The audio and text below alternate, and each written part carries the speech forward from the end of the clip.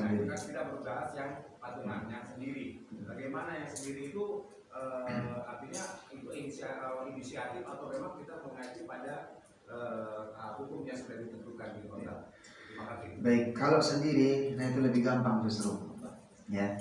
Karena kalau orang menitipkan sapi ekor sendiri atau kambing sendiri, dia lebih gampang. Kalau dia meminta paha bagian belakang atau sepertiga dari yang dia memang haknya dia, bisa kita berikan dengan tujuan memang dia akan membagikan juga bagi orang-orang yang akan membutuhkan. Itu sah, boleh-boleh saja. Dengan artinya tetap konteksnya bahwa dia memilihnya ini bukan gelondongan, tetap kita yang memotongkan, dan nanti dari sepertiga itu yang kita taksir bisa menjadi berapa bungkus. Misal nggak mesti harus patokannya sekilo, misalnya dia mintanya menjadi 12-15 bungkus, ya nggak mesti harus kita ngambil dari lebih ini. Kita juga panitia harus tahu ya konteksnya. Sepertiga pun yang akan ini seperti lagi saya sampaikan tadi, kita berkurban sebenarnya kalau siapnya, mohon maaf ya, kalau benar-benar ikhlas berkurban itu tidak, sebenarnya sepertiga itu tidak pernah akan dituntut benar-benar sepertiga, apalagi mau lebih dari sepertiga. Itu wanauzubillah, justru ingin kita udah lepas semuanya, serahkan, nggak akan mengambil bagian. Tapi kalau teringat semua ada khadimat, kita punya pembantu di rumah, atau orang tetangga kita yang lebih kita tahu pasti akan dapat dari musola nanti keliling, tapi kita ingin lebih-lebih, ya sudah, mungkin cukup dengan 3 bungkus, 5 bungkus yang benar-benar orang yang muda, yang lebih kita serahkan ke panitia seperti itu. Tapi kalau tadi dia tujuannya misalnya akan sendiri, ingin minta paha belakangnya atau bagian yang tertentu yang misalnya dibungkus menjadi potong jadi 10 bagian atau 15 bagian, ya sudah, panitia menyiapkan supaya dari pengorban ini diberikan haknya, kepuasannya juga ada, dan kita juga tidak menyalahi daripada aturan. Toh juga misalnya dia lebih dari sepertiga, ya, lebih dari sepertiga yang kita berikan, dan dia juga memberikan, akan membagikan hewan kurbannya sendiri, hitungannya kepada orang yang berhak, itu tadi seperti itu. Jadi sebenarnya tidak menjadi masalah, ya. Yang jadi masalah tadi kebanyakan daripada panitia tadi, ya, masak, mengambilnya dari daging yang nggak tahu dari mana, gitu kan, campur baur, yang nggak tahu akad awalnya dengan yang pengorban tidak ada, itu yang jadi masalah, ya, itu sebagian besar masalah. Tadi juga kalaupun dia akan mengambil sebagian dan seterusnya, itu akan dibagikan orang yang berhak, maka itu akan terselesaikan. Ya. Tapi sahibul kurban seharusnya memang memahami, ya, tega enggak gitu, ngambil lebih daripada yang seharusnya, gitu kan, untuk dia makan sendiri. Nah, itu yang jadi masalah, ya. Jadi yang jadi masalah, apa dia akan lebih jadi sepertiga, maka itu akan berkurang bagiannya. Tapi kalau dia harus sepertiga diambil dan seterusnya sampai ini, seperti tadi kambing 1 ekor, ingin jadi 15 bungkus, habis cuma numpang motong doang, maka panitia harus tegas di sini, nggak bisa, kita nggak bisa ngasih. Kalau mau sepertiga, ambil pahanya saja, selesai, gitu ya. Paha kambing saja, bagian belakang ke depan.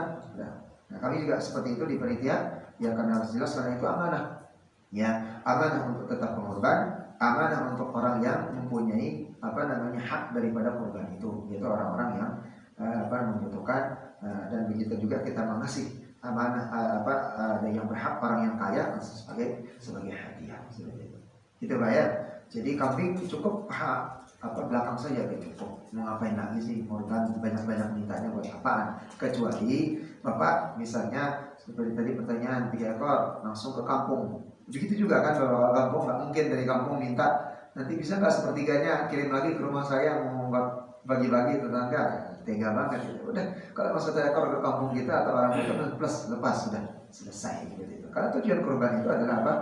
Kita memberikan yang terbaik, sapi yang bagus, kambing yang gagah, segala macam yang nggak diambil sekali lagi.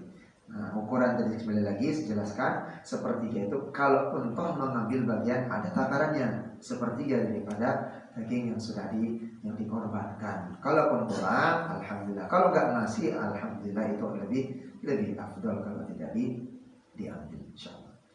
Itu ada lagi? Ya. Maksudnya sepertiga itu dari hitungan daging saja atau keseluruhan? Sepertiga itu dari keseluruhan. Jadi hati-hati menghitung sapi. 30% itu murninya, sisanya itu makanya nanti beratnya bersih, berat kotornya berapa, ya dibilang 30%. Itu sebenarnya hasilnya, Pak. Jadi 30% doang sebenarnya. Yang lain itu semua sebenarnya tulang sama jeroan. Makanya konteksnya itu dari awal kita harus mengkondisikan ya. Jadi benar-benar dikondisikan benar-benar matang. Makanya manajemen daripada fikih kurban ini insya Allah nanti di tahun depan kita mulai kaji lebih eksplisit lagi. Teman-teman di Masjid Al-Adha atau Mushola Al-Jihad ini kita nanti membuka insya Allah kita membahas tentang fikih kurban seperti apa, manajemennya bagaimana dan seterusnya di perubahan kurbannya bagaimana. Satu hanya mohon maaf, di sini kan tukang jagal kita ada yang imam masjid ya, bagaimana dzabhah yang baik itu menyembelih yang baik ya. Apakah boleh kita menyembelih sekonyong-konyong begitu saja di depan hewan kurban atau binatang yang lain seperti apa, menghadap kiblatnya, sunnahnya mengajarkan daripada golok dan seterusnya ya, ucapannya seperti apa dan seterusnya. Nah itu ada sebagian panitia yang lalai ya, saking banyak hewan kurban yang dititipkan itu nyembelih begitu saja, darah berceceran, boleh enggak ya. Jadi mohon maaf Pak, seperti kambing sapi itu sudah berbeda kalau bisa tempatnya, kambing sapi. Dan kalau bisa yang bersih itu gini, orang yang mengorban itu biasanya ingin kepuasan. Jadi penanganan penyembelihannya benar-benar secara syar'i, kebersihannya bagaimana. Ya, tidak jarang mohon maaf musala atau masjid kita lihat berantakan, darahnya kemana-mana, nangkat dan segala macam. Ya, itu tidak sesuai. Jadi kadang kelihatan juga antara darahnya itu masih bercampur dengan daging dan sebagainya. Jadi ini yang perlu nanti pelan-pelan kita bisa diskusi dan bisa kita kondisikan. Ya, banyak juga kita lihat nyembelih begitu saja. Ya, kambingnya dipotong di sini, kambing yang belum dipotong nyaksin begitu saja, enggak segala macam. Itu sebenarnya di dalam fikih itu tidak dibolehkan, gitu ya. Karena sudah memotong hewan sembelihan sebelum disembelih. Ya, itu sama juga menyiksa hewan, gitu ya. Maka itu juga dasarnya tidak boleh memanah binatang buran atau binatang yang sedang hidup, atau konteksnya dalam panahan itu yang sampai membunuhnya itu berlahan. Karena memang tatkala kita menyembelih baik itu ayam dan seterusnya itu harus langsung ke titik sasaran, langsung menghilangkan dua urat. Ya, urat yang pertama itu pernapasan dan yang kedua urat kerongkongan atau organ cernanya tadi. Ya, jadi itu harus benar-benar tajam dan tidak dilihat oleh binatang atau sembelihan yang lainnya. Ya, jadi itu yang perlu nanti juga diperhatikan. Karena memang tingkat kesegaran daging itu berbeda nanti Pak. Ya, binatang yang stres duluan melihat temannya disembelih duluan, dia melihat ngelongok begitu saja, gitu kan? Ya, ketimbang yang memang tidak melihat, dagingnya berbeda. Kenapa Rasulullah SAW? Jadi semua syariat dari ini kan yang dicontohkan oleh Rasulullah SAW itu ada mudarat dan manfaatnya. Ya, itu pasti.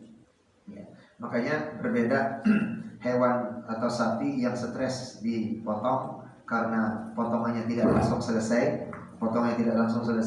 dengan yang perlahan-lahan. Karena nanti beberapa dari pembuluh darahnya itu tidak keluar secara langsung, maka dagingnya tidak sehat. Jadi itu syariat itu luar biasa. Ya, dari dalam fikih itu semua pokoknya tidak ada agama yang sumul, yang sempurna selain Islam. Bapak masuk kamar mandi, keluar tidur, mau tidur lagi, mau sampai bangun itu ada tata caranya, dan itu merujuk kepada kesehatan. Kenapa harus ke kanan?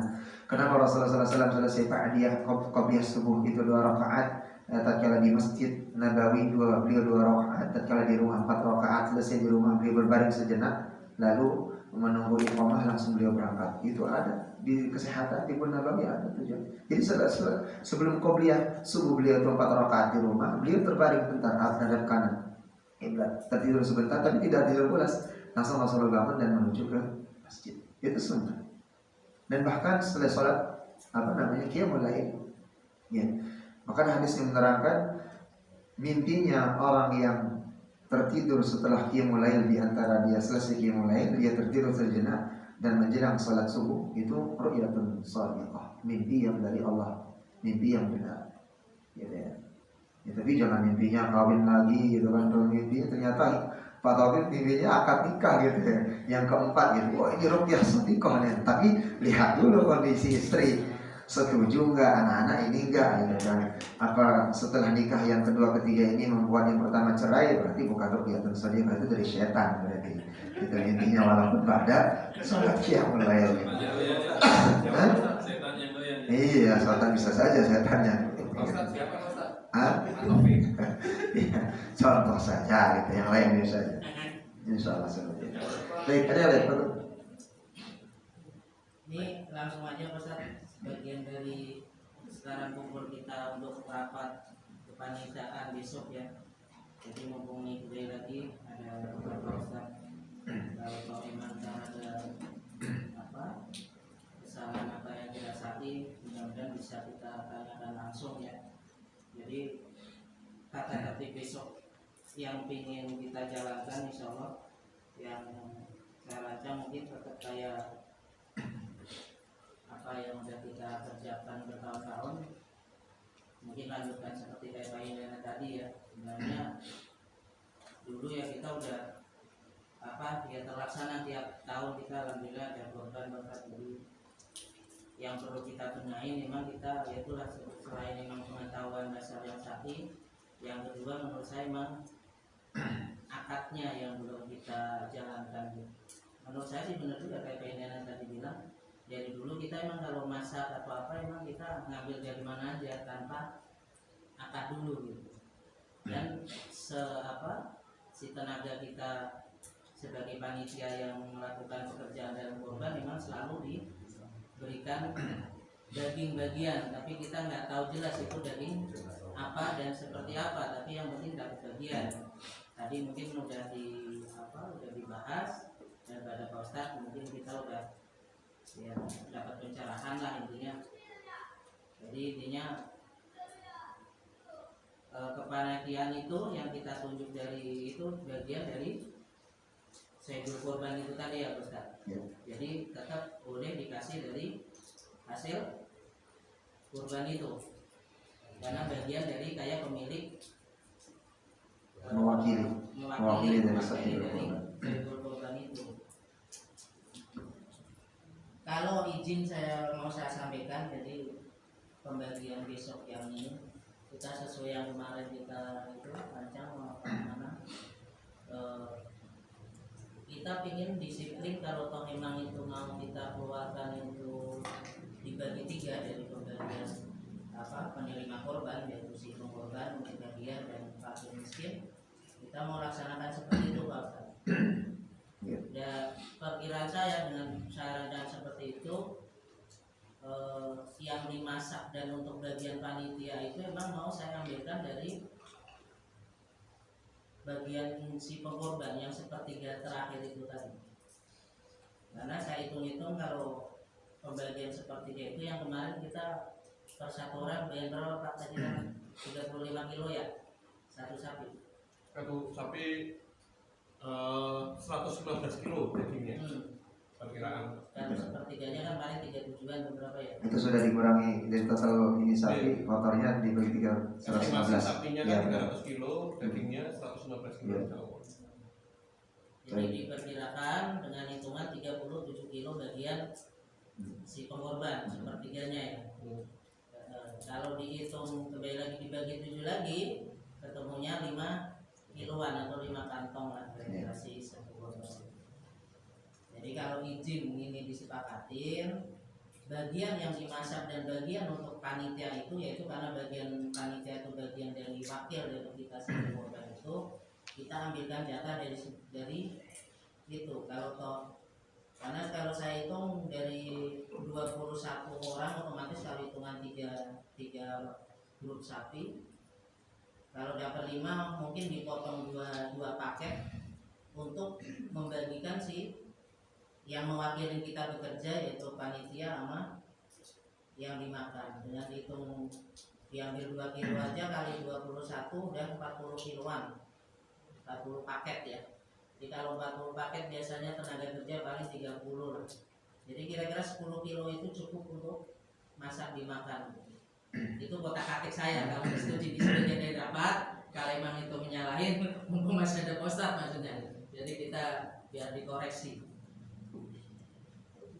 Jadi kita benerin akadnya, kita ntar izinan